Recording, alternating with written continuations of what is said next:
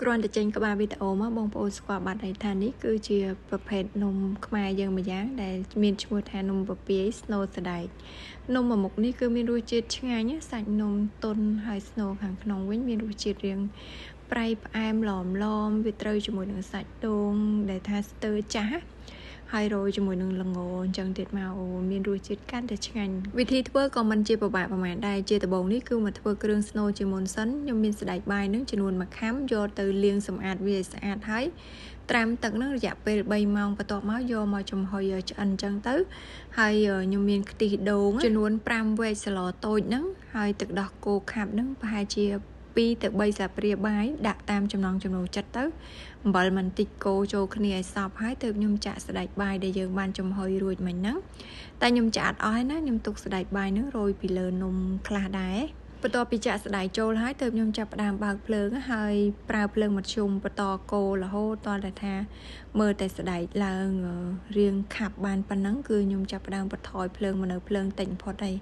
ហើយយើងក៏បន្តកូរវារហូតដល់តែដាច់ទឹកល្អបែបហ្នឹងណាបន្ទាប់ពីកូរសណ្តែកនៅលើភ្លើងតិចនឹងមកសន្ទុះមកគឺឃើញថាសណ្តែកហ្នឹងវាចាប់ផ្ដើមលែងជាប់ជាមួយនឹងខ្ទះអញ្ចឹងបានន័យថាសណ្តែកយើងនឹងវាកូរទៅដាច់ទឹកល្អអញ្ចឹងយើងលើកទុកវាឲ្យត្រជាក់សិនទៅ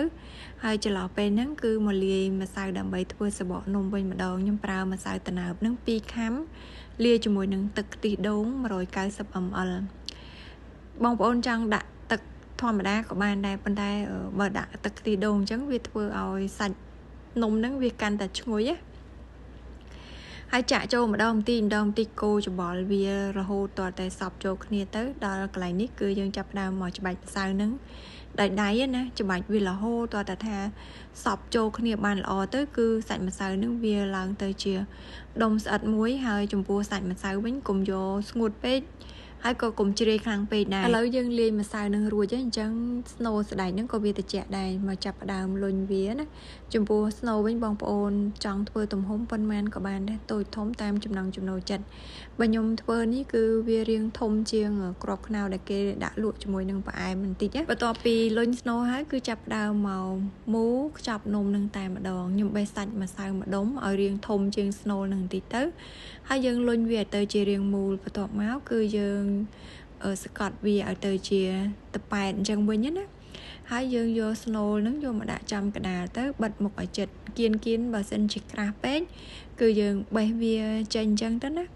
ហើយបិទមុខធ្វើមិនឲ្យទៅជិតកុំឲ្យវាធ្លាយចេញសណ្តែកមកខាងក្រៅទៅគឺបានហើយលុញឲ្យរលោងតិចទៅចាំយកទៅដាក់ស្ងោរដាំទឹកឲ្យពុះហើយយើងបង់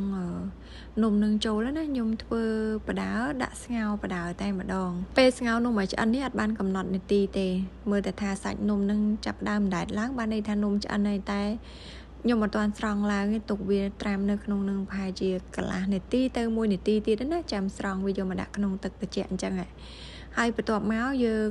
លាងនំនឹងមួយទឹកឬក៏2ទឹកទៀតទៅហើយទុកឲ្យវារាងស្ងួតស្រស់តឹងទីចាំយកមកដាក់នៅលើសាច់ដូងខ្ចីដែលយើងបានកោសរួចហ្នឹងណាខ្ញុំក្រាលដូងពីក្រោមមកជាន់ហើយទៅយកនំហ្នឹងមកដាក់ពីលើហើយយកសាច់ដូងហ្នឹងយកមកដាក់ពីលើហ្នឹងមកជាន់ទៀត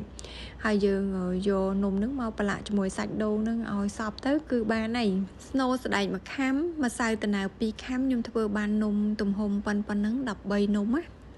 ហើយឥឡូវនេះគឺយើងរៀបចំដាក់ចានអញ្ចឹងទៅបន្ទាប់ពីរៀបចំដាក់ចានហើយគឺខ្ញុំរោយសណ្តែកដែលយើងបានចំហុយឆ្អិនរួចមុនហ្នឹងនំពពាយស្នូលសណ្តែកមួយមុខនេះខ្វះបានជាមួយនឹងល្ងចំពោះល្ងយកទៅលីងឲ្យឆ្អិនហើយបុកវាឲ្យរាងទក់តិចទៅឲ្យបែកក្លិនឈ្ងុយលាយជាមួយនឹងអំបិលបន្តិចស្ករបន្តិចយករសជាតិប្រៃផ្អែម